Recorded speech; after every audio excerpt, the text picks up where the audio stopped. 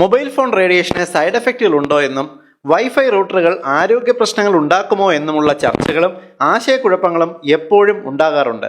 എന്നാൽ ഡെൻമാർക്കിലെ 9ാം ക്ലാസ്സിലെ ഒരു കൂട്ടം വിദ്യാർത്ഥികൾ നടത്തിയ ഒരു പഠനം ശാസ്ത്രലോകത്തെ ആകെ ഞെട്ടിച്ചിരിക്കുകയാണ്.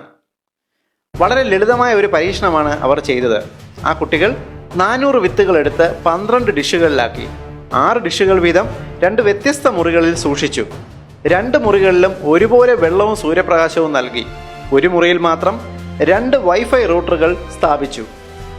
12 ദിവസം കൃത്യമായി പരിപാലിച്ച ശേഷം അവർ 12 ഡിഷുകളിലെയും വിത്തുകൾ പരിശോധിച്ചു.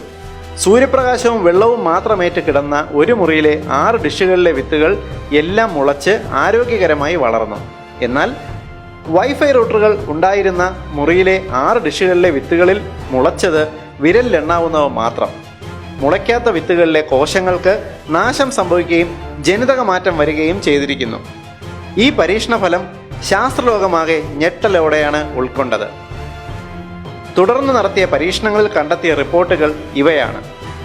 വൈഫൈ റൂട്ടറുകളുടെയും മൊബൈൽ ഫോണുകളുടെയും റേഡിയേഷനുകൾ ഒരുപോലെ അപകടകാരികളാണ്. ഇത് സൃഷ്ടിക്കുന്ന ആരോഗ്യ പ്രശ്നങ്ങൾ നിരവധിയാണ്.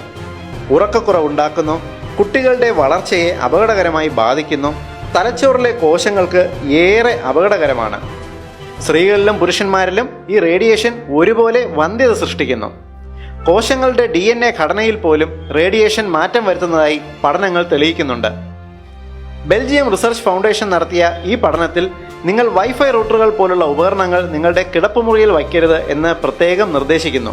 കൂടാതെ ഉറങ്ങുന്ന സമയത്ത് യാതൊരു കാരണവശാലും നിങ്ങളുടെ മൊബൈൽ ഫോൺ തലയുടെ പരിസരത്ത് സൂക്ഷിക്കരുത് എന്ന കർശന മുന്നറിയിപ്പ് നൽകുന്നുണ്ട്. ഈ ഇൻഫർമേഷന്റെ പ്രാധാന്യം തിരിച്ചറിഞ്ഞ് ഏവരും ഇത് ഷെയർ ചെയ്യുക. പൊതുസമൂഹത്തിന് ഏറ്റവും ഉപകാരപ്രദമായ ഹെൽത്ത് ഇൻഫർമേഷൻ നിങ്ങൾക്കായി അവതരിപ്പിച്ചത് etnihealthcode.com.